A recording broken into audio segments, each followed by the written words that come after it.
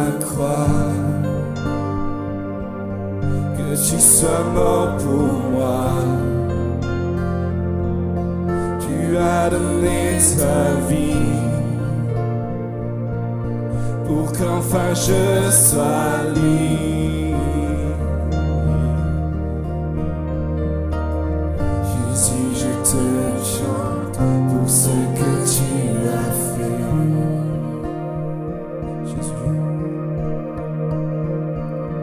Jésus, je te chante pour ce que tu as fait.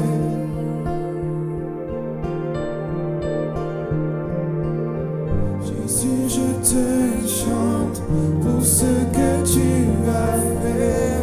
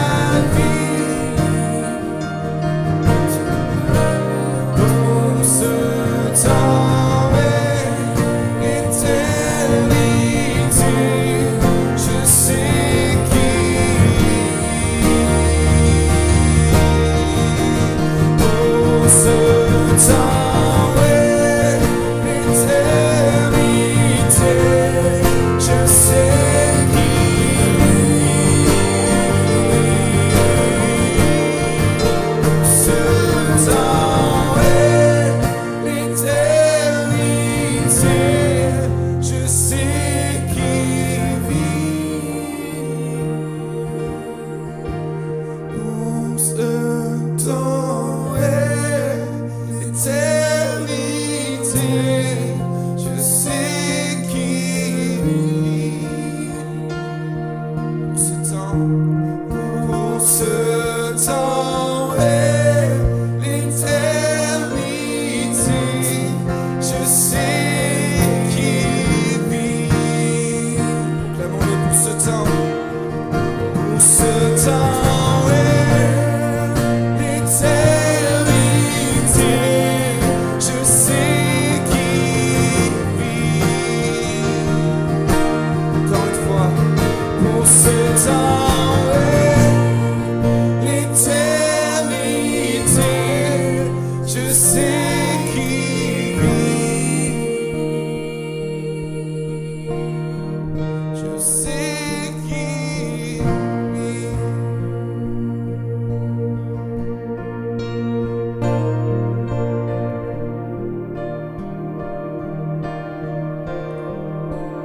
Merci Seigneur parce que tu es un Dieu vivant, vivant pour nous entendre, vivant pour nous parler, vivant pour nous réconforter quand ça va pas. Merci Père éternel pour qui tu es, Père. Merci pour ton sacrifice à la croix.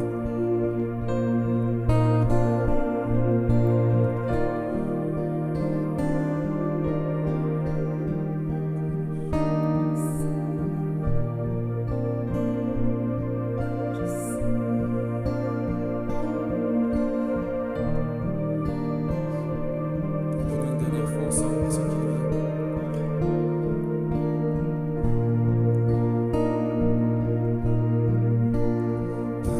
ce qu'il vit,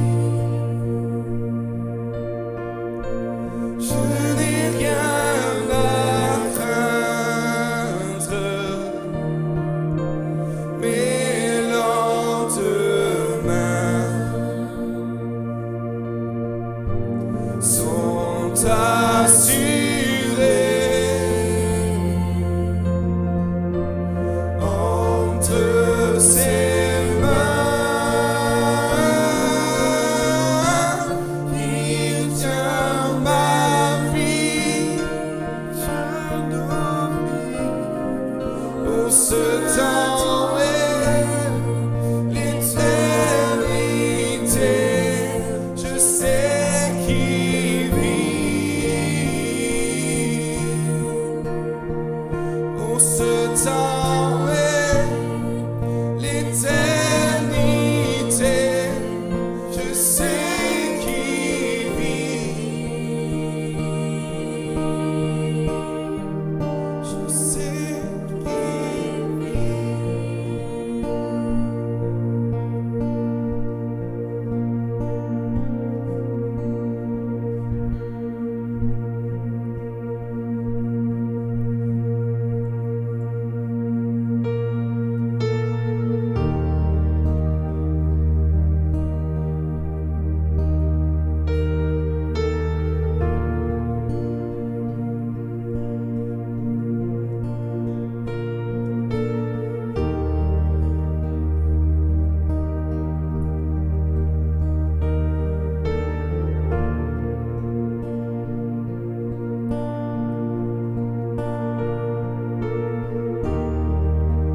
Face à cette muraille, pas encore écroulée, Dieu, tu ne m'as jamais laissé.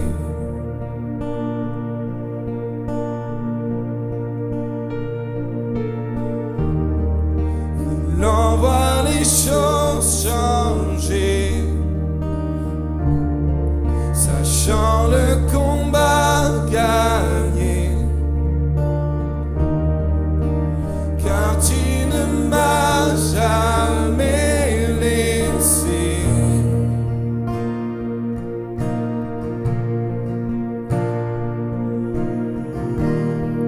Ta promesse demeure, oh Dieu, tu es fidèle.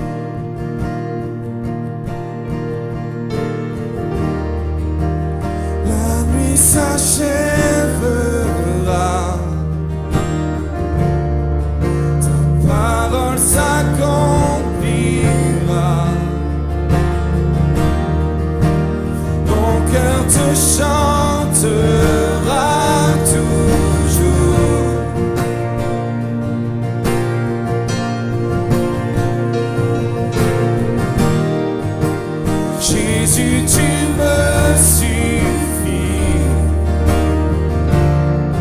Garde-moi dans ton amour. Mon cœur te chantera toujours.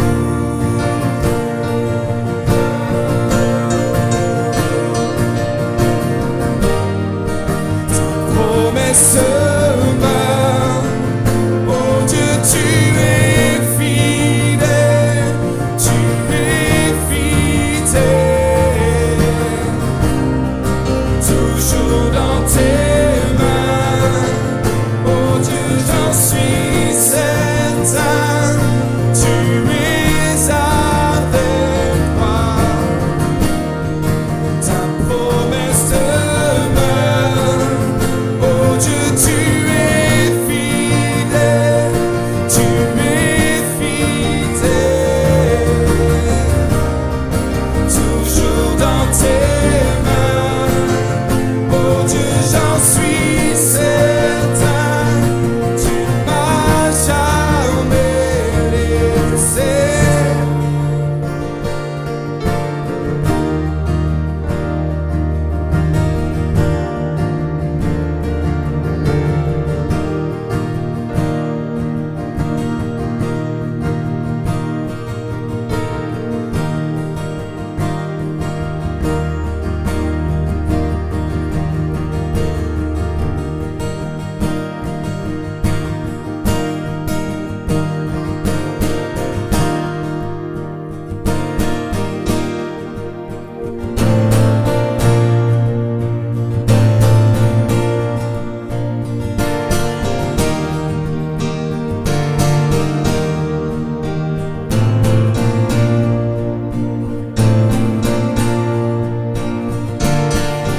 J'ai vu ta main bouger les montagnes et je le crois. Oui, tu le feras encore dans l'inconnu. Tu ouvres la voie et je le crois. Oui, tu le feras encore. J'ai vu ta main bouger les montagnes et je le crois. Oui, tu le feras encore dans l'inconnu. Tu ouvres la voie et je le crois. Oui, tu le feras encore. J'ai vu ta main bouger les montagnes et je le crois. Oui, tu le feras encore dans l'inconnu. Tu ouvres la voie et je le crois. Oui, tu le feras encore. Oui, tu le feras encore. Oui, tu le feras encore. Oui, tu le feras encore. J'ai vu ta main. J'ai vu ta main bouger les montagnes et je le crois. Oui, tu le feras encore dans l'inconnu. Tu ouvres la voie et je le crois. Oui, tu le feras encore. J'ai vu ta main bouger les montagnes et je le crois. Oui, tu le feras encore dans l'inconnu. Tu ouvres la voie et je le crois. Oui, tu le feras encore. Oui, tu le feras encore. Oui, tu le feras encore. Tu le feras encore.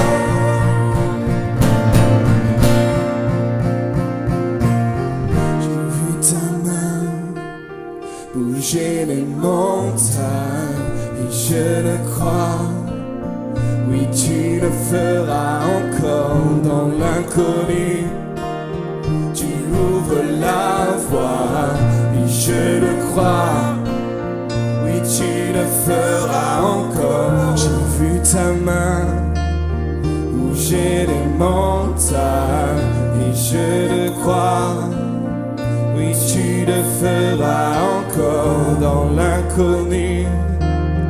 Tu ouvres la voie, et je le crois.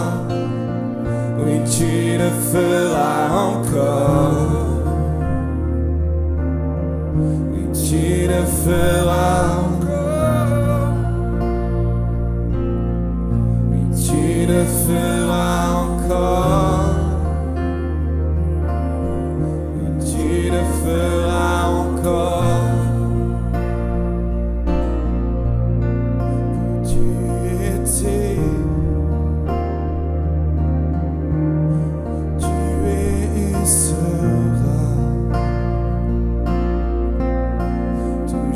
Avec moi,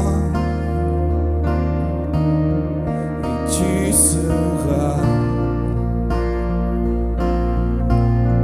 car tu étais, tu es et seras, toujours avec moi, et tu seras. Tu es et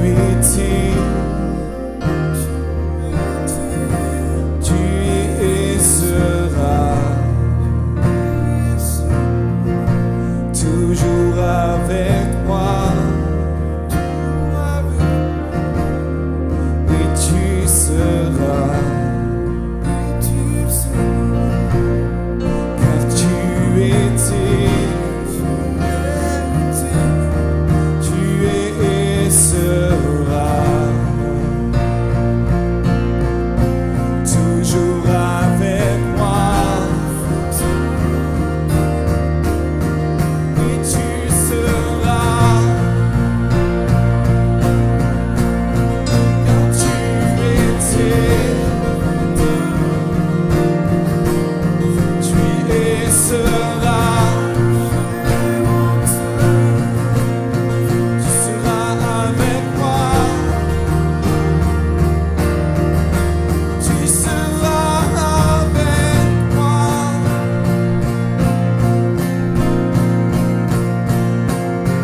J'ai vu ta main bouger les montagnes, et je le crois. Oui, tu le feras encore dans l'inconnu. Tu ouvres la voie, et je le crois. Oui, tu le feras encore.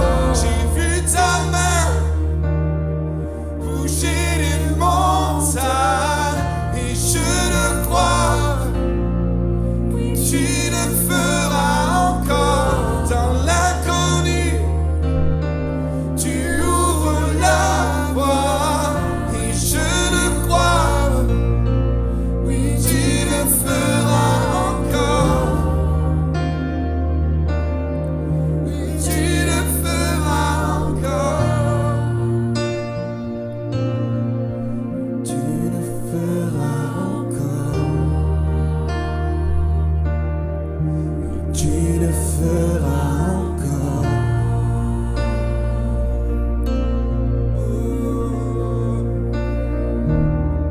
Tes promesses demeurent. Oh Dieu, tu es fidèle. Tu es fidèle. Toujours dans tes mains. Oh Dieu, j'en suis certain. Tu es avec moi. Toujours demeure. Oh Dieu, tu es fidèle. Tu es fidèle. Toujours dans tes mains. Oh Dieu, j'en suis certain. Tu m'as jamais laissé. Tu m'as jamais laissé.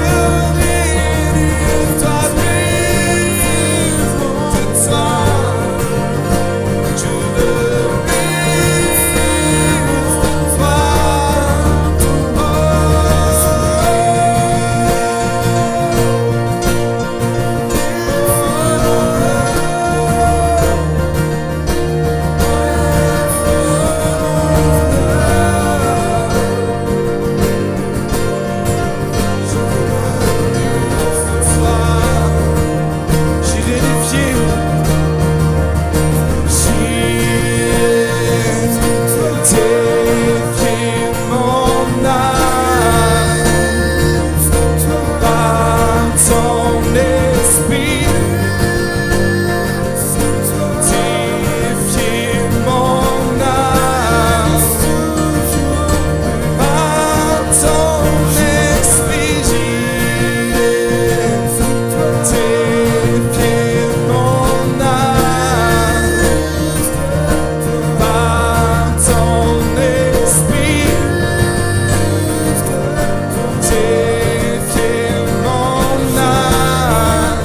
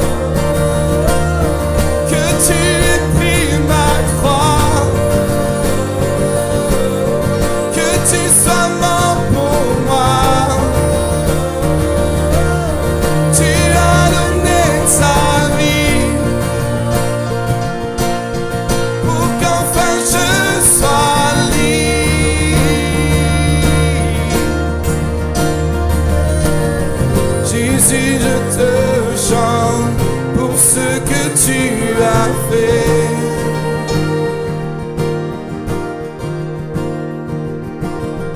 Jésus, je te chante pour ce que tu as fait.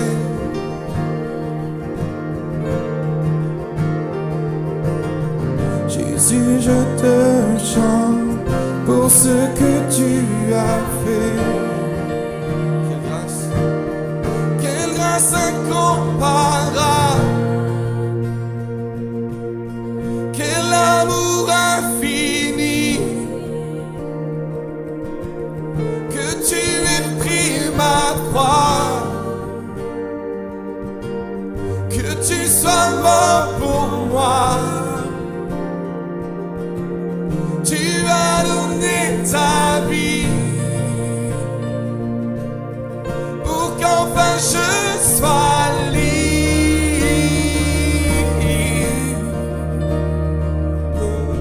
Jésus, je te chante pour ce que tu as fait.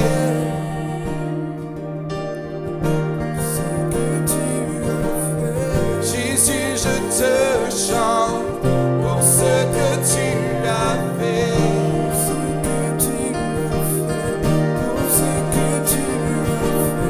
Jésus, je te chante. Jésus, je te chante. Jésus, je te chante pour ce que tu as fait.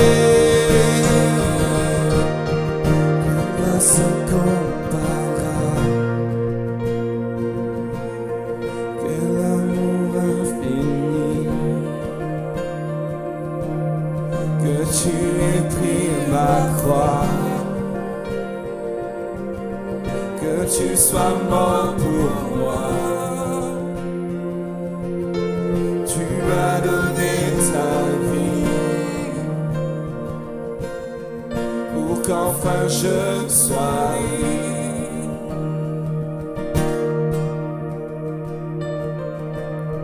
Jésus, je te chante pour ce que tu as fait.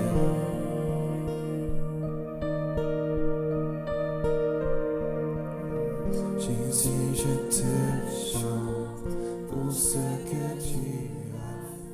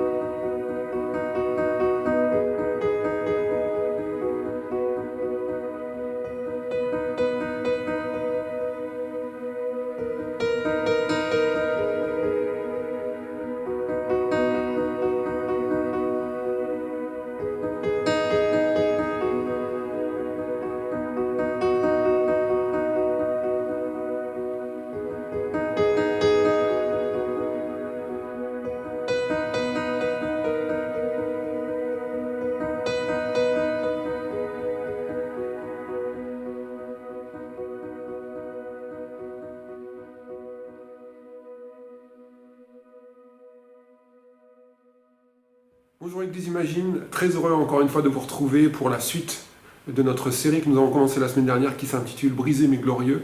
J'espère que vous avez été bénis la dernière fois par rapport à tout ce que j'ai pu vous partager. Et je crois vraiment encore aujourd'hui que le Seigneur a déposé quelque chose dans ma vie qui va pouvoir vous être communiqué. Et je crois que ça va vous bénir encore et nous encourager, nous conduire dans la bénédiction et dans la volonté de Dieu et dans sa grâce. Et je vous invite à recevoir à travers ces quelques paroles ce que le Seigneur veut vous donner. Il veut nous équiper.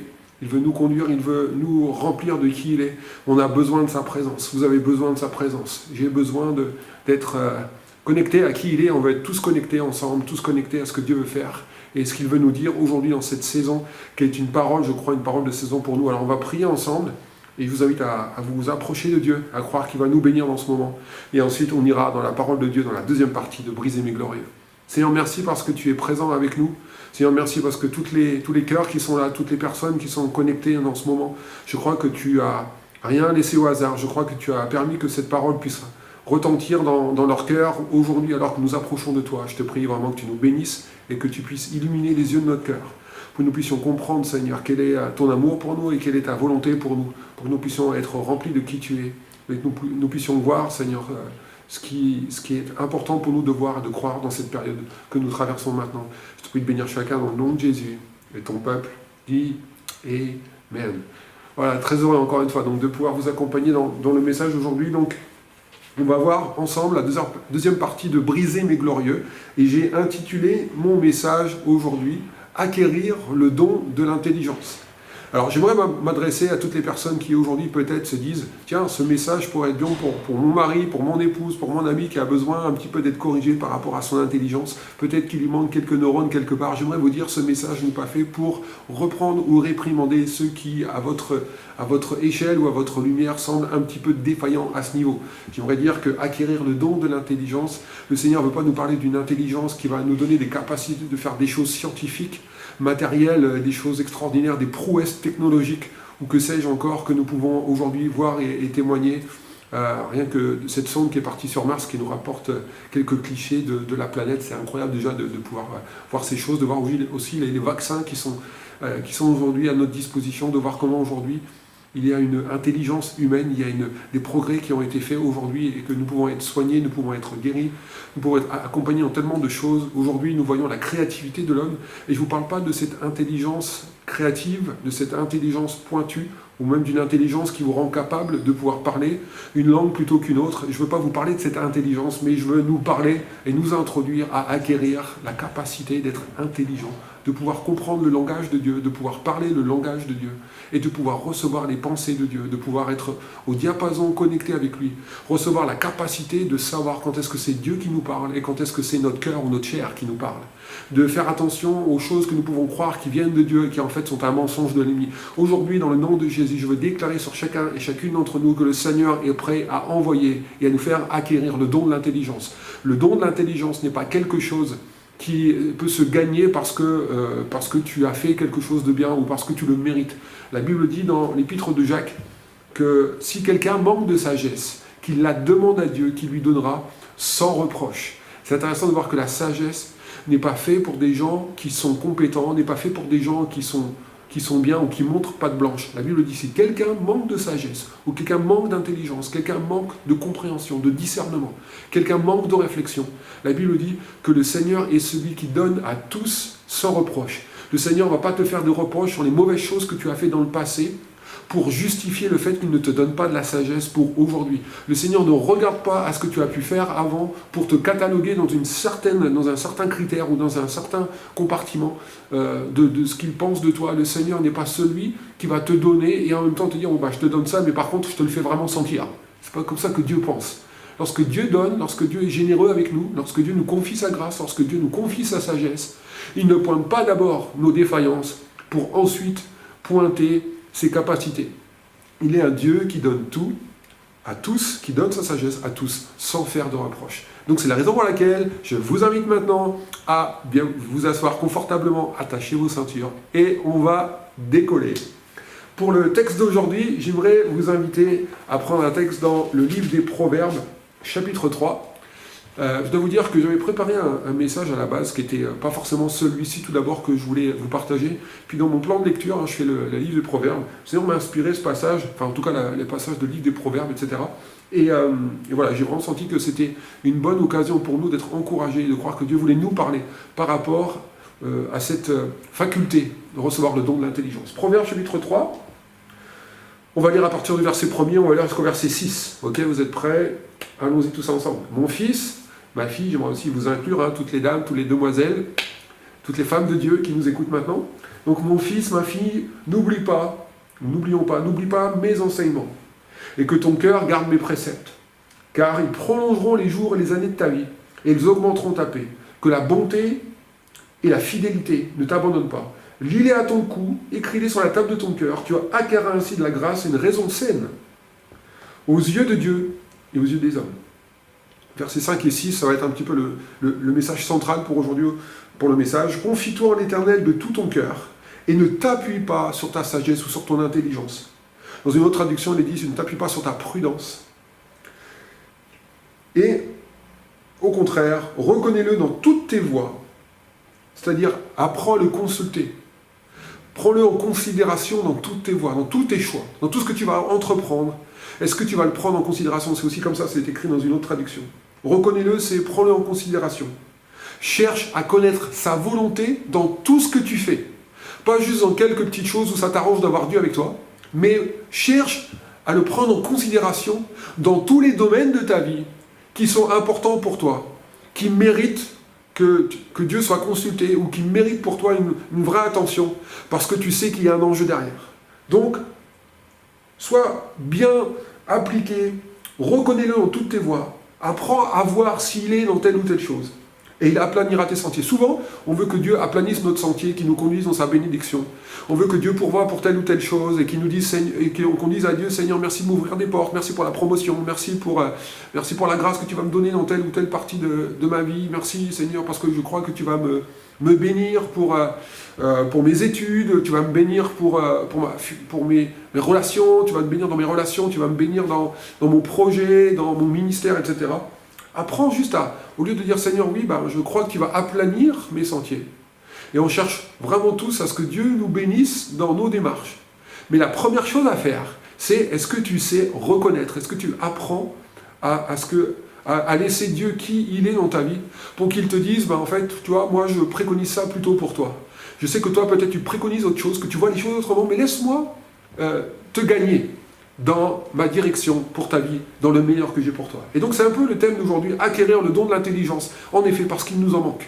Il manque de notre intelligence, nous avons des problèmes pour comprendre Dieu.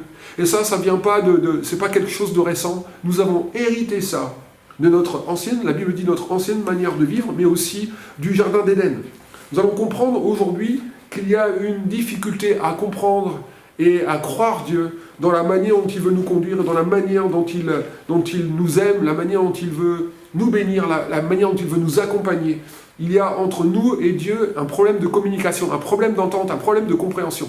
Il y a quelque chose entre nous et lui qui ne fonctionne plus, ou plutôt qui ne fonctionnait plus. Là, peut-être ceux qui m'écoutent aujourd'hui, vous êtes en communion avec Dieu, vous avez donné votre vie à Jésus, vous aimez Jésus, et forcément, aujourd'hui, votre désir, c'est de vous approcher de lui. Mais à la base, pour tous ceux et celles qui ne connaissent pas Jésus, aujourd'hui, les gens sont complètement ignorants qu'il y a un Dieu qui existe, qui les aime, et qui veut se révéler à chacun et chacune d'entre eux. J'aimerais qu'on puisse voir aujourd'hui, et j'aimerais qu'on puisse s'attarder aujourd'hui justement sur pourquoi ces choses-là aujourd'hui existent dans notre monde. Pourquoi aujourd'hui on est, victime, le monde d'aujourd'hui est victime de cette dissociation entre lui et Dieu. Aujourd'hui, le monde qui nous entoure n'est pas capable de comprendre Dieu.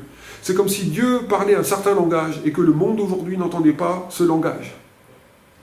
Et donc j'aimerais qu'on puisse voir, la Bible dit que, je vais prendre juste certains passages, acquérir le don de l'intelligence, et pour nous aider à y voir un petit peu plus clair. Par exemple, pour comprendre ça, nous devons voir que la Bible dit dans l'Épître aux Romains, la Bible dit, verset 18, alors ça semble un verset un petit peu dur, mais je vais vous expliquer pourquoi ça ne l'est pas en fait.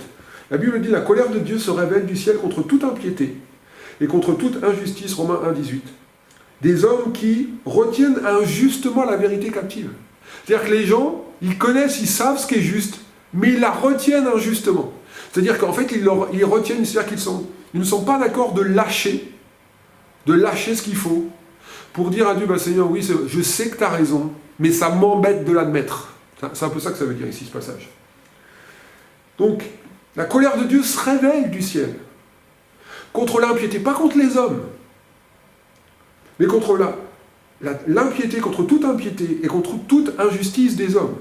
Et c'est important pour nous de comprendre ça. Aussi longtemps que tu t'attaches, que tu restes scotché à ton impiété et à ton injustice, la colère de Dieu est contre l'injustice et l'impiété. Elle n'est pas contre toi. La colère de Dieu ne t'est pas destinée. C'est vrai qu'il y a une dimension, malheureusement, de la conduite de Dieu, du jugement de Dieu sur ces choses. Mais autant que, quand tu restes coaché, lorsque tu gardes et tu veux vivre et garder injustement, tu veux te restreindre et te conduire justement dans une attitude qui fait que quelque part, au lieu de dire Seigneur, je sais que tu as raison, mais ça m'embête de l'admettre, si tu restes dans cette attitude, malheureusement, la colère de Dieu est attirée sur l'impiété.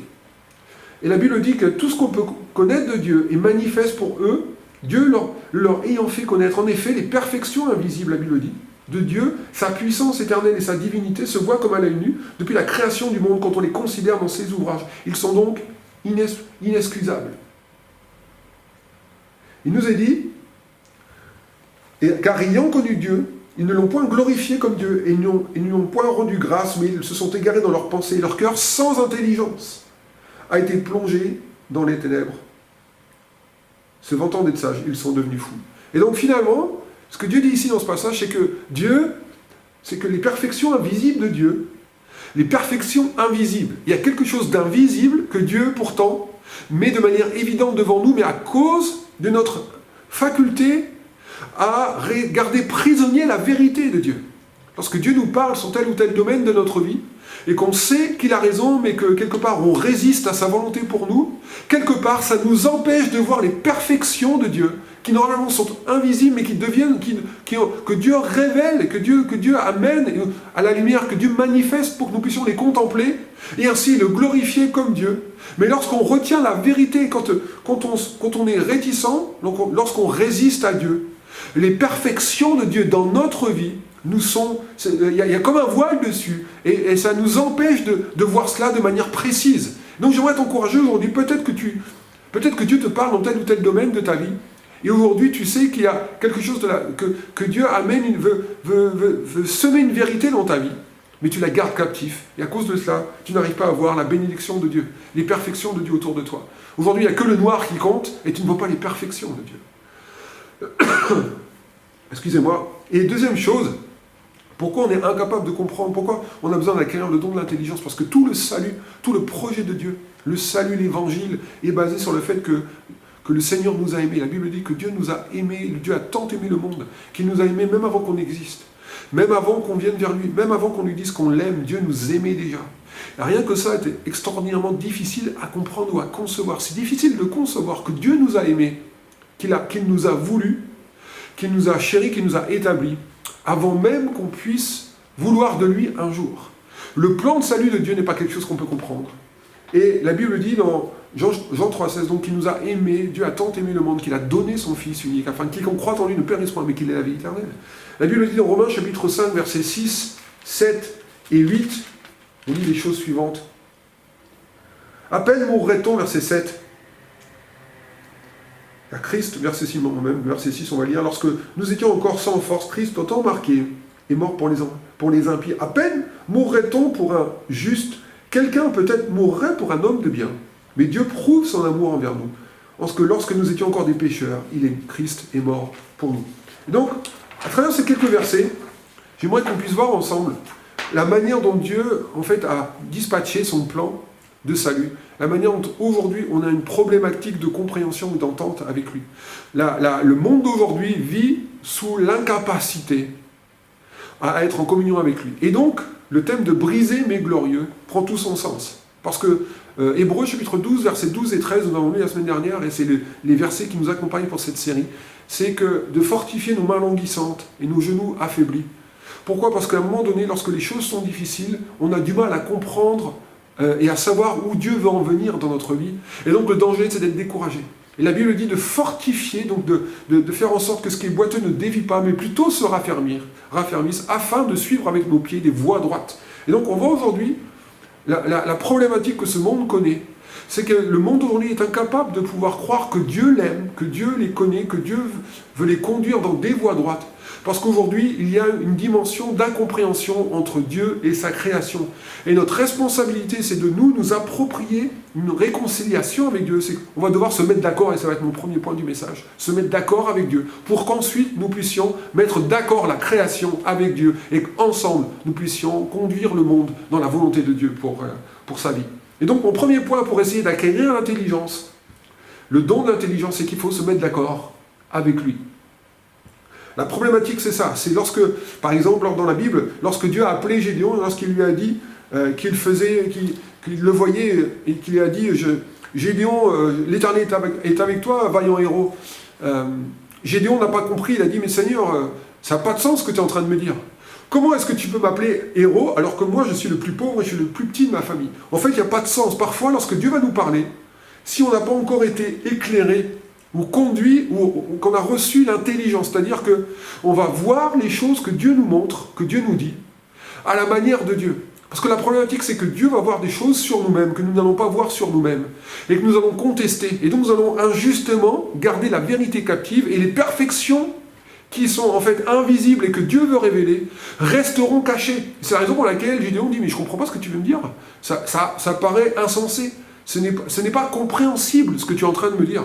Je suis le plus petit, ça ce sont des faits. Les faits sont là. Les faits c'est je suis le plus petit, je suis le plus pauvre, et toi, tu m'appelles un vaillant héros. » Et la problématique, c'est que parfois Dieu va dire des choses sur notre vie qui ne correspondent pas aux faits dans lesquels nous nous trouvons lorsque cette parole retentit dans notre cœur. Et à cause de cela, il va y avoir un problème de communication entre nous et Dieu, et de compréhension. Et donc on va dire à Dieu, Seigneur, je ne comprends pas pourquoi tu me parles comme ça. Et donc il nous faut acquérir le don de l'intelligence, parce que nous pensons à première vue naturellement que ça n'a pas de sens. Ce que Dieu nous dit par rapport à qui on est. Comme la semaine dernière, je vous ai parlé de briser mes glorieux. À un moment donné, lorsqu'on est abaissé pour un peu de temps en dessous de ce qui devrait être la norme en tant que dans une vie chrétienne de bénédiction et de faveur, on a l'impression qu'on n'est pas glorieux à nos propres yeux ni aux yeux de Dieu. Et pourtant, ça ne change pas le fait que Dieu nous voit comme ça. Et donc, Gédéon a eu besoin de se mettre, par exemple, d'accord avec Dieu. J'aimerais te dire mon premier point. C'est que pour pouvoir acquérir le don de l'intelligence et rentrer dans les choses que Dieu a préparées pour toi, il faut que tu te mettes d'accord avec le Seigneur. Pourquoi? Parce que, premier sous-point, la relation de confiance est brisée. L'ennemi de notre âme, nous le voyons dans le jardin d'Éden, est venu briser la relation de confiance qui existait entre Dieu et sa créature. Le diable, il avait pour objectif, il avait pour but tout ce qu'il désirait parce que lui a perdu le trône, parce que lui a perdu le ciel. Parce qu'il a été dépouillé d'une certaine gloire, parce qu'il a voulu prendre la place de Dieu. Et donc, en guise de vengeance, il s'est attaqué à la créature de Dieu. Tout ce qu'il a eu comme objectif, tout ce qu'il s'est fixé comme but, il s'est dit, si j'arrive à détériorer la relation entre l'homme et Dieu, j'arriverai à détériorer la destinée que Dieu a donnée à l'homme. Et j'aimerais te dire aujourd'hui, s'il peut casser la relation et la communion qu'il peut avoir dans ta vie, s'il peut casser la communion que tu peux avoir et l'onction que tu peux avoir avec le Saint-Esprit dans ta vie, il sait qu'il pourra endommager ta destinée. C'est la raison pour laquelle l'ennemi est venu essayer de mettre le why, comme on dit, dans une expression un petit peu jeune, essayer de mettre le souk total, le désordre, le chaos. Et nous devons comprendre que la relation de confiance est brisée. Et il faut se remettre d'accord avec Dieu, se remettre d'équerre avec Dieu. C'est la raison pour laquelle nous pouvons voir aussi nous pouvons croire que ce que le diable a fait dans le jardin d'Éden dans une relation parfaite. Il faut savoir qu'avant que l'homme et la femme chutent et prennent du fruit défendu, Dieu n'avait pas voulu que le fruit soit défendu juste parce qu'il voulait les priver. Dieu voulait leur rappeler que ce qu'ils avaient dépendait, était conditionné à leur capacité à accepter que Dieu leur disait quelque chose et que ce n'était pas la peine de discuter sur ce que Dieu voulait pour eux, parce que ils devaient partir du principe que si Dieu l'a dit, c'est que c'est le meilleur pour moi. Et si vous êtes aujourd'hui dans l'église et que vous croyez en ces choses, vous savez qu'à la base, on doit tous partir de cette vérité absolue. Si Dieu me dit quelque chose, c'est que c'est le meilleur pour moi. La problématique, c'est que parfois, entre cette parole, quand on est prononcée et quand on doit être vécue dans notre quotidien, parfois, dans certaines choses dans notre vie qui nous sont un petit peu précieuses, qu'on voudrait vivre et que Dieu dit c'est peut-être pas bon pour toi. C'est compliqué de croire qu'on peut être d'accord avec Dieu sur ce point-là.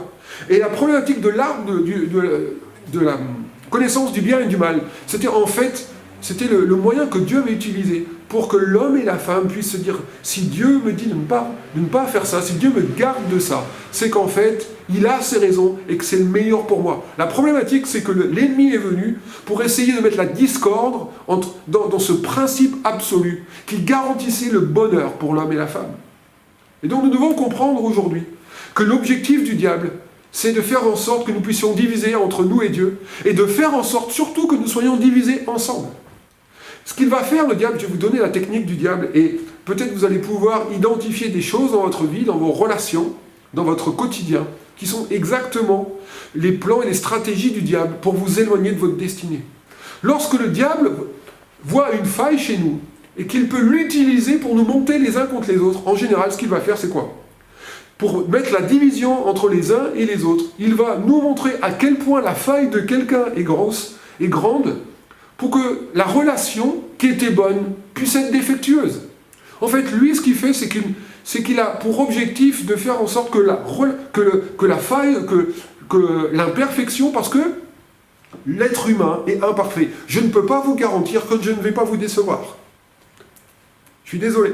Je ne peux pas vous garantir qu'à un moment donné, vous allez espérer quelque chose de moi et malheureusement, je vais vous décevoir. Ce n'est pas possible de croire que nos attentes par rapport à un être humain seront toujours parfaites. À un moment donné ou à un autre, vous allez assister à l'expression incroyable de mon défaut. Je suis désolé de vous dire ça, même pour la relation amoureuse, dans les relations garçon-fille, je peux vous dire, aujourd'hui peut-être que c'est le conte de fées, c'est Cendrillon, c'est, la Reine des Neiges ou que sais-je. Et malheureusement, j'aimerais te dire, aujourd'hui, ce n'est pas possible de vivre une vie qui correspond à un conte de fées. Le diable, il va vouloir exacerber tout ce qu'il peut voir en nous et tout ce qu'il va discerner de nous qui peut correspondre à une faille, parce que nous sommes encore victimes de ça, parce que notre nature, depuis la chute, a été endommagée. Et donc ce qu'il fait, c'est qu'il utilise cette faille. C'est soit il utilise une faille, soit il invente une faille. Et avec Dieu, il ne pouvait pas l'accuser de faire quelque chose qui correspondait à un défaut. Dieu n'était pas vulnérable lorsqu'il dit à Adam et Ève, surtout ne mangez pas du fruit de l'arbre défendu. Le diable vient pour faire croire à Adam et Ève que ce que dit Dieu, en fait, est quelque chose qui a pour but de les maintenir dans une privation, que, en fait, il fait passer quelque chose de bien pour quelque chose de mal. La problématique, c'est que s'il n'arrive pas à trouver des failles, le diable, il va essayer d'en inventer. Et le danger, c'est de croire que les failles qu'il invente, elles existent vraiment. Et le but, c'est qu'aujourd'hui, dans la communauté que nous formons en tant qu'Église, imagine la vision pour cette année, vous vous rappelez, c'est tous connectés. Nous sommes brisés mais glorieux. En effet, il y a des choses encore, parfois, peut-être la relation de confiance est brisée. Peut-être qu'aujourd'hui, tu avais confiance dans le Seigneur, dans ta vie, et aujourd'hui, parce qu'il te fait vivre quelque chose, aujourd'hui, qui ne correspond pas à ce que tu attendais de lui. Parce qu'aujourd'hui, tu es en train de te dire, mais Seigneur, pourquoi ? Eh bien, en fait, peut-être qu'aujourd'hui, à cause de cela, tu es déçu. Le diable, tout ce qu'il veut, c'est te dépouiller de ce qui faisait la gloire de la relation entre toi et Dieu. Donc j'aimerais te dire aujourd'hui, c'est important de comprendre ça. C'est qu'il faut se mettre d'accord. Pourquoi ? Parce que la relation de confiance est brisée. Deuxièmement, il faut se mettre d'accord. Pourquoi ? Parce qu'il faut se mettre d'accord sur restaurer la relation. Et mon deuxième point, c'est cela. Se mettre d'accord, pas juste sur la destination, mais se mettre d'accord sur le chemin pour arriver à la destination. C'est très important. Il y a quelques années, j'allais à un concert à Marseille avec Jimmy, et puis on a pris la route, et malheureusement, à un moment donné, on avait du retard, et à l'époque, je n'avais pas mon téléphone portable super smartphone avec le GPS dessus. Malheureusement, j'utilisais encore Mappy, ceux qui connaissent encore Mappy. Donc on imprimait la route, et puis on essayait un petit peu au moment où on conduit de pouvoir suivre Mappy qui nous disait, tu prends telle route. Malheureusement, Mappy ne nous parle pas comme le GPS, et donc on devait faire attention. Et à un moment donné, j'ai cru que je pouvais arriver à Beauport sans Mappy. Et Jamie a cru que ce que moi je croyais qui devait être le chemin pour arriver à Beauport, c'était pas le bon. Et donc qu'est-ce qui s'est passé ? Ce qui devait arriver, arriva. Donc je suis en train de... Juste mettez-vous à ma place. Je suis en route pour faire un concert, pour conduire un concert, une célébration de louange. Et sur le chemin pour arriver à destination, pour faire le concert de louange, malheureusement, Jamie et moi, on se frictionne, pour prendre une expression un petit peu polie. Et la problématique, c'est qu'on est quand même arrivé à destination, mais ça n'a pas été sans friction, ça n'a pas été sans difficulté. Et la problématique que nous avons dans notre vie, si je peux un petit peu développer cette image, c'est qu'on veut tous que Dieu nous bénisse. On veut tous que Dieu nous conduise à vivre le meilleur qu'on peut rêver dans notre vie. Que ce soit dans notre couple, que ce soit dans notre travail, que ce soit dans notre business ou dans notre ministère. On veut que nos enfants réussissent, on veut qu'ils puissent avoir une bonne situation, on veut qu'ils puissent être doués, on veut les applaudir quand ils font du sport, etc. Enfin, toutes ces choses, on veut que tout le monde aille bien dans le meilleur des mondes. On est tous d'accord pour la destination et on veut surtout que Dieu nous bénisse dans cette destination. Le problème, c'est que parfois, Dieu va nous dire, nous on va vouloir maintenant, et Dieu va nous dire, pas encore maintenant. Et ça c'est une problématique. Parce qu'on voudrait bien vivre quelque chose pour une instant gratification, pour un instant T, vivre quelque chose qui va nous faire du bien. Et parfois on va sacrifier ce que Dieu va nous donner, qui va combler nos vies et qui va être éternel, et qui ne va pas correspondre, et qui va correspondre peut-être aujourd'hui à une forme d'attente, de privation, ou de stress ou de tension. Dieu va nous dire, non, je veux pas encore que tu vives ça, parce que j'ai beaucoup mieux pour toi, plus tard. Mais la problématique, c'est que notre nature aujourd'hui, par cause de la relation de confiance qui a été brisée originellement dans le jardin d'Éden, même si on est transformé, même si nous sommes enfants de Dieu. Et 1 Jean chapitre 3, verset 2, on a vu ça la semaine dernière, bien aimés, nous sommes maintenant enfants de Dieu. Et ce que nous serons n'a pas été encore manifesté, mais nous savons que lorsqu'il apparaîtra, nous serons semblables à lui. Et donc j'aimerais te dire, il y a une problématique aujourd'hui parce que tu n'es plus ce que tu étais avant, mais tu n'es pas encore ce que tu es appelé à devenir. Et donc malheureusement, il y a en toi encore les dommages collatéraux de ce que tu étais lorsque tu vivais loin de Dieu, et que nous sommes encore parfois victimes de notre nature, parce que nous sommes encore faits de chair et d'os.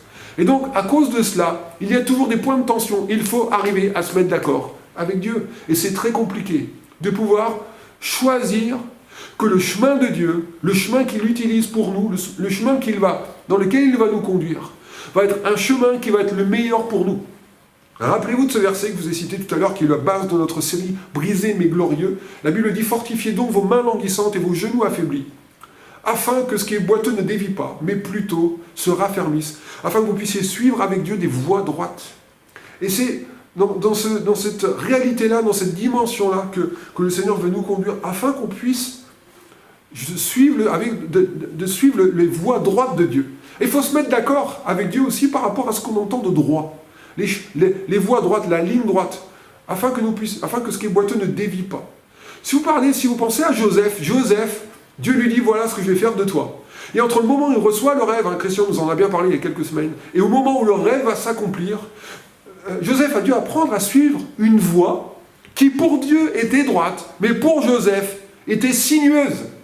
Et la problématique, c'est que la manière dont nous allons comprendre que pour Dieu, cette voie qui semble sinueuse est en fait pour Dieu une voie droite, si tu n'acquiers pas le don de l'intelligence de Dieu.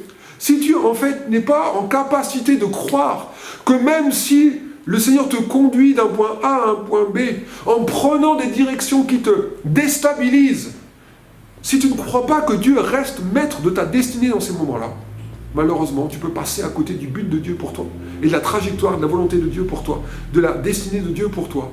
Parce que tu ne vas pas avoir l'intelligence pour acquérir ce qu'il faut, pour dire, Seigneur, ok, ce n'est pas du tout ce que moi j'aurais choisi de vivre, ce n'est pas du tout ce que moi j'aurais choisi de faire. Même, à la limite, c'est comme si ces choses-là m'empêchaient même de croire que tu es celui qui a encore la capacité d'accomplir ce que tu m'as promis. Mais pourtant, Dieu, c'est insensé, ça n'a pas de sens, mais je te fais confiance.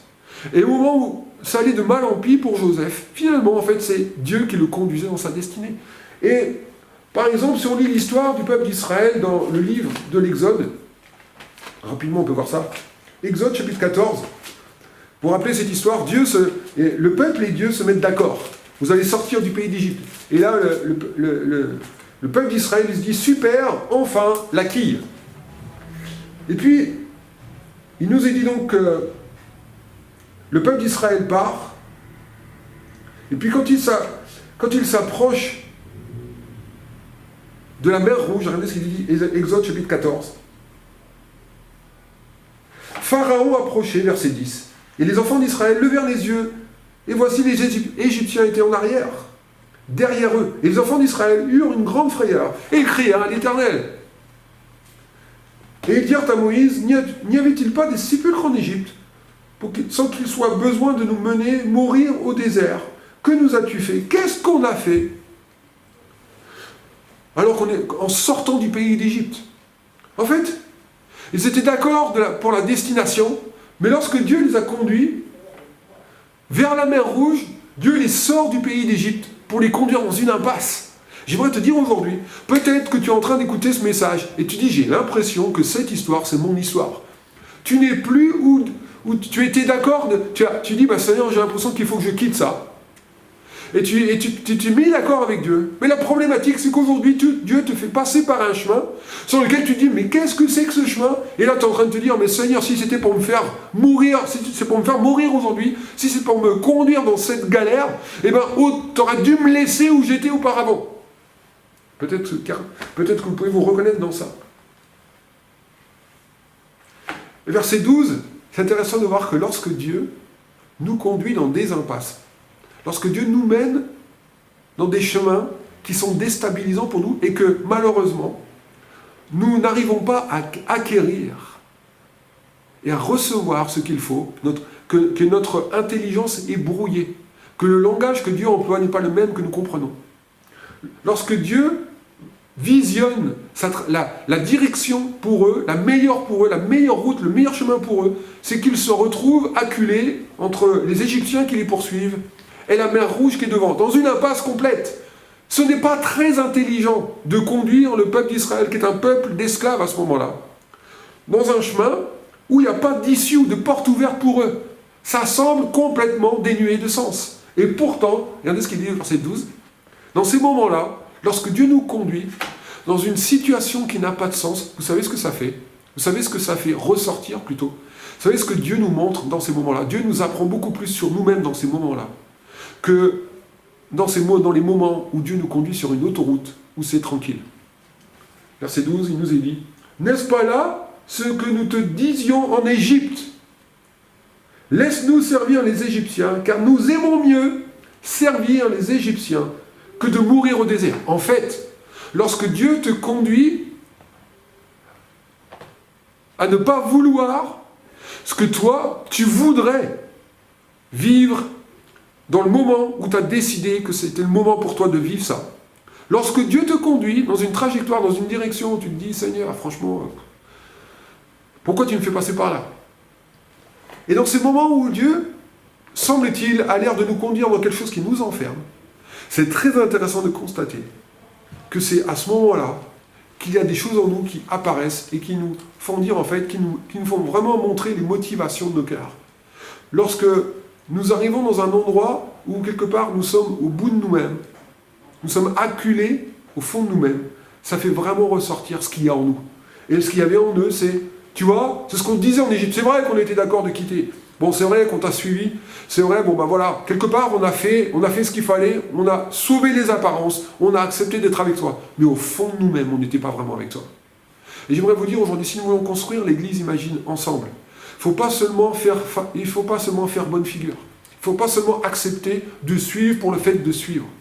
C'est dans les moments difficiles, c'est dans les moments peut-être où on aura l'impression qu'on est dans une impasse, qu'on verra vraiment si en nous, si en vous, il y a vraiment tout ce qu'il faut, s'il y a vraiment un désir de continuer, de servir le Seigneur.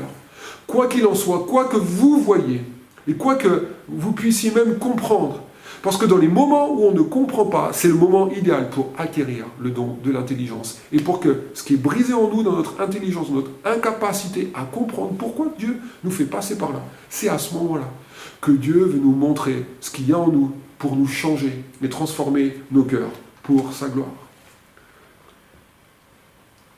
L'ennemi, il veut utiliser ce qu'il y a sur le chemin et que Dieu permet pour casser la confiance que Dieu veut te montrer et que Dieu veut que tu puisses avoir avec lui. Donc j'aimerais vraiment qu'on puisse prendre vraiment conscience de ça. Se mettre d'accord avec Dieu, c'est hyper important. Se mettre d'accord avec lui, pourquoi? Parce que la relation est brisée.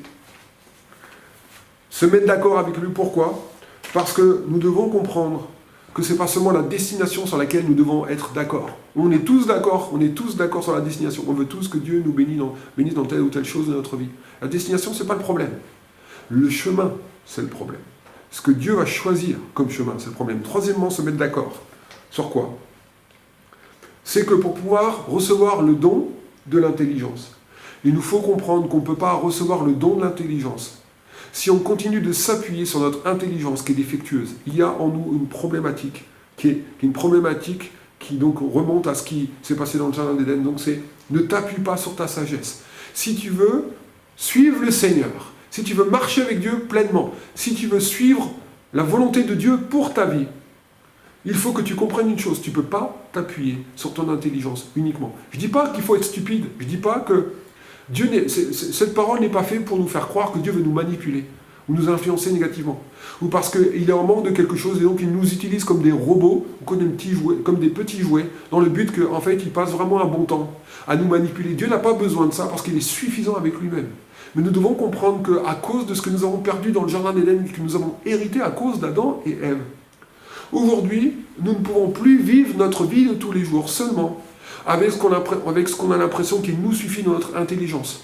Ce que tu vas voir des circonstances de ta vie, comment les choses vont s'articuler dans ta vie, dans ton existence, dans ton quotidien, comment Dieu va te conduire, il va permettre qu'il se passe telle ou telle chose, va justifier comment il te conduit. Il y a des choses à un moment donné qui ne vont pas avoir de sens, et tu ne peux pas t'appuyer sur ta sagesse ou ton intelligence, juste pour marcher avec Dieu. Je veux dire, même pour prendre des décisions. Peut-être, je sens certains d'entre vous, c'est comme si vous étiez à l'aube, j'allais dire, il y a la lumière de prendre une décision aujourd'hui par rapport à des choses dans votre vie. J'aimerais vous dire, par rapport à ce que Dieu veut, là où il veut vous conduire, faites comme le livre du Proverbe chapitre 3 nous dit, c'est reconnais-le dans toutes tes voies. Prends-le en considération.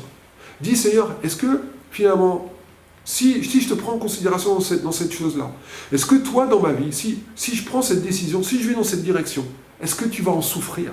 Est-ce que ma relation avec toi va en souffrir?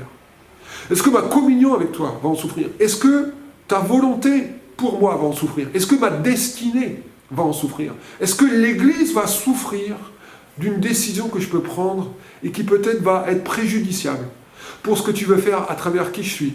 Est-ce que tu veux faire pour l'Église parce que je fais partie intégrante de ce qui doit être vécu aujourd'hui? Si tu es là aujourd'hui, si Dieu t'a donné la vie aujourd'hui, c'est parce qu'il veut faire quelque chose dans ta vie. Si on est tous connectés ensemble aujourd'hui, c'est parce qu'il a un projet pour toi. Et il veut te conduire pour que tu puisses comprendre ce qu'il attend de toi. Et pour comprendre ce qu'il attend de toi, il faut que tu comprennes que tu ne peux pas seulement t'appuyer avec ta propre sagesse. Pourquoi je vous dis ça? Parce que parfois notre sagesse nous ment. Parfois notre intelligence nous paraît plus solide que ce qu'on pense. Je vais vous raconter une petite anecdote qui m'est arrivée au tout début que je faisais de l'immobilier. Un jour, ce que je faisais, c'est qu'on fait souvent de la prospection au début. Dans l'immobilier, on fait beaucoup de prospection, on vient rencontrer les gens, etc., pour voir s'ils ont un projet. Et un jour, je me suis retrouvé à toquer, et une dame m'a ouvert la porte, et puis une dame âgée. Et donc, je cherchais, j'essayais de voir s'il y avait quelqu'un qui vendait un appartement, et puis finalement, cette dame, il s'avère qu'elle avait un projet de vente. Et quand je suis arrivé, j'ai découvert qu'elle n'était pas toute seule. Elle était avec un autre agent immobilier. Donc je trouvais la situation un petit peu gênante, parce que je suis moi-même d'un certain réseau, et j'avais avec moi dans l'appartement quelqu'un qui travaille pour un autre réseau. Donc, dans ces moments-là, je me dis, oh là là, qu'est-ce que je fais? Je ne veux pas déranger. Vous savez, on est toujours un petit peu déchiré dans ces moments-là. Qu'est-ce que je dois faire? C'est un petit peu gênant, on n'a pas envie de vivre ces moments-là. Et puis finalement, on est tous les deux à me faire rentrer, et puis on parle, etc. Et puis finalement, la situation se passe bien, le confrère s'en va, et puis moi je reste dans l'appartement. Et puis on avait discuté un petit peu, puis elle me dit, finalement elle est un petit peu intéressée par ce que je lui proposais. Elle me dit, asseyez-vous ici, et puis on va voir un petit peu comment on peut collaborer ensemble. Et puis elle m'amène une chaise. Et puis, cette chaise-là, c'est une chaise, vous savez, des chaises en paille, un peu qui remontent au temps ancien. Elle me dit, voilà, c'est une chaise, ça fait longtemps que je l'ai. C'est ma grand-mère maternelle qui l'a fabriquée. Et puis là, je prends la chaise, et puis je m'assois, et là, on est sur le point, on est sur le point de passer un accord, etc. Je dis, c'est super. Je l'ai travaillé un petit peu pour qu'elle puisse accepter qu'on puisse collaborer ensemble. Et je m'assois sur la chaise de sa grand-mère maternelle, et un peu, il y a quelque chose d'affectif. Et je m'assois, au moment où je m'assois, je passe à travers la chaise, et la chaise casse en deux, directement. Et là, grosse catastrophe. Et elle me regarde et elle rigole, parce que, bon, forcément, c'était risible. Et puis, Bon, elle me dit, c'est pas grave, etc. Et à ce moment-là, je me suis dit, bah voilà, en fait, elle me paraissait solide, cette chaise. Mais en fait, elle n'était pas tant que ça. Ça m'a fait penser à ce verset de Proverbe 3.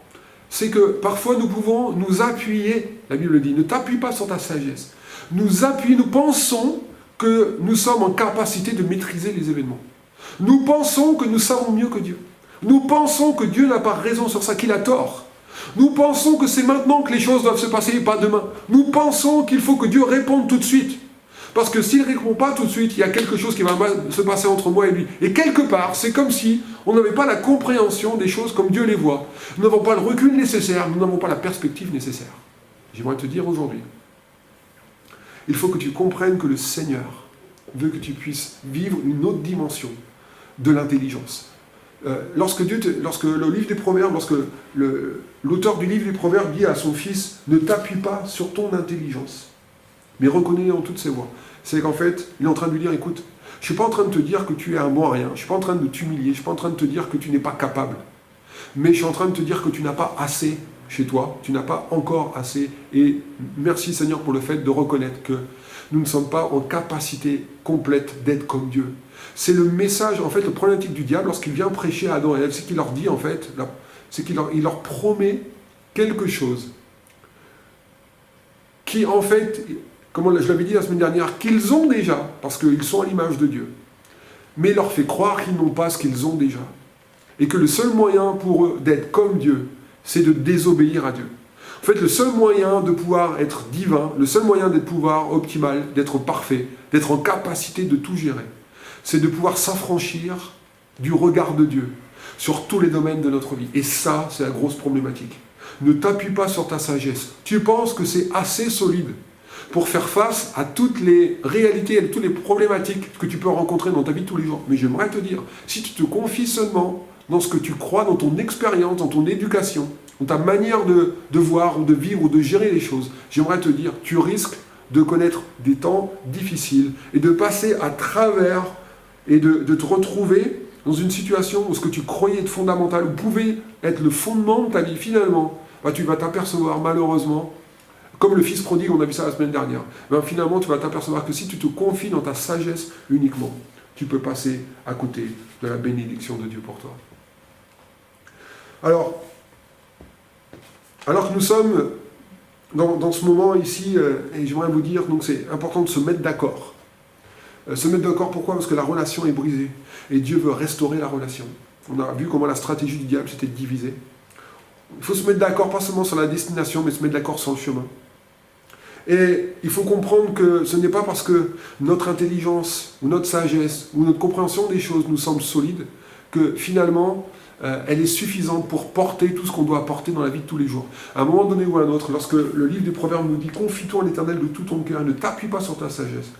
Mais apprends à le reconnaître dans toutes tes voies. C'est qu'il nous dit « Notre intelligence est défectueuse. Elle n'a pas tout ce qu'il faut pour être lucide à tous les moments. » J'aimerais te dire, je sens le transmettre. Peut-être à quelqu'un qui m'écoute aujourd'hui. Peut-être qu'aujourd'hui, tu tires des conclusions qui ne sont pas lucides sur ce que tu vois de ta propre vie. Tu t'appuies sur ta propre sagesse, sur ton propre discours, sur ta propre compréhension, sur ce que tu crois que Dieu te dit, mais en fait, que c'est le diable qui est en train de te prêcher quelque chose de contradictoire. Et il veut mettre la division et la zizanie entre toi et Dieu, parce qu'il sait que s'il casse la communion que tu peux avoir avec Dieu, et s'il casse la communion que tu peux avoir avec l'Église, ou même s'il casse ce que tu peux entendre de moi. Parce que le diable, vous savez, Dieu nous a équipés, Dieu m'a équipé, pour que vous puissiez être équipés pour votre destinée. Et s'il peut casser la relation que nous pouvons avoir les uns avec les autres, il sait qu'il peut toucher notre destinée. Donc c'est important que nous puissions faire en sorte que ce qui peut être visible comme faille ne soit pas à ce point visible, exacerbé, au point que la relation soit cassée. Donc nous devons être au diapason, nous mettre d'accord sur les chemins, et donc ne pas nous appuyer sur notre sagesse. Pourquoi je vous dis ça ? Parce que Éphésiens, chapitre 3, nous dit la chose suivante. Éphésiens, chapitre 3, nous dit la chose suivante. Éphésiens 3, et je vais finir avec ça. J'ai encore des points que je vais vous partager dans un autre message sur acquérir le don de l'intelligence. Parce que j'aimerais que vous puissiez garder ce que je vous ai partagé aujourd'hui. Éphésiens 3. Regardez ce qu'il est dit. Verset 1er. À cause de cela, moi, Paul, le prisonnier de Christ pour vous, païens, si du moins vous avez appris comment je fais part de la grâce de Dieu qui m'a été confiée pour vous. C'est par révélation que j'ai eu connaissance du mystère, sur lequel je viens d'écrire en peu de mots. C'est intéressant de voir que, en fait, le mystère de l'évangile, le mystère du salut, le mystère du fait que le Seigneur vous a choisi, vous a aimé, vous a sauvé, c'est mystérieux de croire que Dieu a pu utiliser une crucifixion, que de celui qui a vécu pur toute sa vie est devenu le jugement sur lequel Dieu a mis tout le péché du monde, pour qu'en fait, à travers ce jugement-là, nous puissions devenir justice de Dieu. C'est un mystère, comment Dieu a fait en sorte d'exposer son plan de salut, tout en, quelque part, en nous déstabilisant un petit peu avec la manière dont il l'a fait. C'est mystérieux de comprendre ce qui nous est donné de vivre aujourd'hui tous ensemble, tous connectés. Et il dit, en les lisant, vous pouvez vous représenter l'intelligence. Encore une fois, vous avez vu ? En les lisant, vous pouvez vous représenter l'intelligence que j'ai du mystère de Christ. Il n'a pas été manifesté aux fils des hommes dans les autres générations, comme il a été manifesté maintenant par l'Esprit aux saints apôtres et prophètes de Christ. Autrement dit, ce que Paul nous dit dans ce passage, c'est que ce que vous pouvez lire, vous pouvez le constater, ce n'est pas moi qui l'ai inventé, c'est que je l'ai reçu de Dieu. Il faut comprendre ça, acquérir le don de l'intelligence, c'est-à-dire comprendre ce qui nous est donné de vivre, comprendre ce qui peut être visible et en même temps invisible si on reste brouillé, scotché dans nos réalités en gardant la vérité injustement captive. Et ce qu'il dit, c'est que vous pouvez vous représenter l'intelligence que j'ai du mystère de Christ. Et il ne dit pas parce que je suis un érudit, mais il dit parce que Dieu me l'a donné, Dieu me l'a montré. Et j'aimerais te dire aujourd'hui, j'aimerais proclamer sur toi, oui, Dieu peut te donner une capacité pour comprendre le mystère de Christ et voir ta vie avec les yeux de Dieu. Si tu vois ta vie avec les yeux de Dieu, non seulement tu vas pouvoir fortifier tes mains languissantes et tes genoux affaiblis, mais tu vas pouvoir redresser ce qui est boiteux. Et pas seulement toi, mais tu vas pouvoir encourager toute la communauté à vivre cette dimension. Et pas seulement toute la communauté, l'Église, mais nous allons pouvoir vivre ça à l'échelle globale. Le monde aura besoin de comprendre l'intelligence que nous avons du mystère de Christ et que nous avons besoin de partager dans notre société aujourd'hui. Et ce qu'il dit un peu plus tard, au verset 17, il dit « Je prie », même à verset 16, « Je prie que Dieu vous donne, selon la richesse de sa gloire, d'être puissamment fortifié par son esprit dans l'homme intérieur, en sorte que Christ habite dans vos cœurs par la foi, étant enraciné et fondé dans l'amour, afin que vous puissiez comprendre avec tous les saints quelle est la largeur, la longueur, la profondeur et la hauteur, et connaître l'amour de Christ qui surpasse toute connaissance ou toute compréhension, en sorte que vous soyez remplis jusqu'à toute la plénitude de Dieu. » En fait, Dieu dit ici, je prie que Dieu vous donne de comprendre quelque chose qui dépasse tout ce qu'on peut comprendre humainement. Votre intelligence est incapable de comprendre ce que Dieu peut vous donner la grâce de comprendre. C'est seulement par une grâce. C'est seulement parce que Dieu peut vous conduire à trouver le chemin, le canal pour vous aider à comprendre quelque chose qui surpasse tout ce qu'on peut comprendre, tout ce qu'on peut connaître, tout ce qu'on peut expliquer. Ce qui vous est partagé dans l'Évangile est quelque chose qui est incompréhensible à la base. Mais par la grâce de Dieu, ça vous est donné pour que vous puissiez le vivre à votre échelle. Et donc, Dieu dit ici, je prie que vous puissiez comprendre, que vous puissiez acquérir le don de l'intelligence, que vous puissiez comprendre à quel point l'amour de Dieu est profond, il est haut, il est large, il est long. Il est extrêmement au-delà de tout ce qu'on peut comprendre ou imaginer. Et donc, si tu peux comprendre et voir et imaginer et prendre la mesure de l'amour de Christ pour toi, tu vas t'apercevoir en fait que toutes les choses que tu vas utiliser dans ce monde pour te remplir vont être en fait quelque part dérisoires, ne vont pas être à la hauteur de tout ce que Dieu peut te donner. Lorsque tu acceptes de recevoir le don de l'intelligence, ce don qui va te donner la capacité de pouvoir vivre et connaître quelque chose qui normalement ne t'est pas capable, ne t'est pas donné, n'a pas les moyens dans ta propre vie, dans ta propre chair, de pouvoir recevoir ces choses-là. Ces choses-là ne sont pas dans ton ADN à la base, mais Dieu la Bible dit, soyez renouvelés dans votre intelligence, afin que vous puissiez comprendre. Donc tu peux comprendre avec tous les saints, tous ensemble, tous connectés, la hauteur, la profondeur, la longueur et la largeur de l'amour de Christ pour vous. Et donc c'est ma prière pour nous aujourd'hui, que nous puissions entrer dans cette dimension. Oui, Dieu veut te faire comprendre son amour. Parfois, nous cherchons à comprendre tout ce qui se passe dans notre vie et nous dire, Seigneur, pourquoi tu me permets telle et telle chose? Le but n'est pas toujours de comprendre pourquoi Dieu permet telle ou telle chose. Mais selon ce texte, le but de la vie chrétienne, et je finis avec ça, c'est que tu puisses comprendre à quel point Dieu t'aime. Si tu comprends à quel point Dieu t'aime, tu vas t'apercevoir en fait que tout ce que le diable va essayer de t'apporter comme contrefaçon à l'amour qui peut combler ta vie et qui vient du cœur de Dieu, en fait, tu vas pouvoir être gardé. Et tu vas t'éviter de dévier de la voie droite que le Seigneur a pour toi. Et tu vas fortifier tes mains languissantes. Tu vas dire, ah oui, finalement, j'ai tort de croire que ça ne vaut pas le coup d'être chrétien. Parce que finalement, quand on m'aperçoit à quel point je comprends l'amour de Dieu pour moi, et bien finalement les choses à côté qui sont là pour combler quelque chose qui semble me manquer, mais qu'en fait en Christ j'ai trouvé. Si je comprends ça, tu vas pouvoir non seulement préserver ta communion avec l'Église, avec moi, avec nous, ta communion avec Dieu. Et donc si tu préserves ta communion avec Dieu, tu pourras préserver la destinée que Dieu a pour toi. Brisé, mais glorieux. Notre intelligence a été brisée, mais notre intelligence peut être glorieuse si tu crois dans le message que je te partage aujourd'hui. Alors Dieu te bénisse, et je ferai la suite de comment acquérir l'intelligence, comment recevoir le don de l'intelligence dans un prochain message, parce que j'ai encore d'autres pensées à vous confier pour une prochaine fois. À très bientôt, Dieu vous bénisse maintenant en Connect. Soyez inspirés, soyez bénis, et je prie que vous soyez visités par le Saint-Esprit pour que vous puissiez vivre comme Paul l'a sauté pour les Éphésiens. Dieu vous bénisse, à très bientôt pour la suite du message.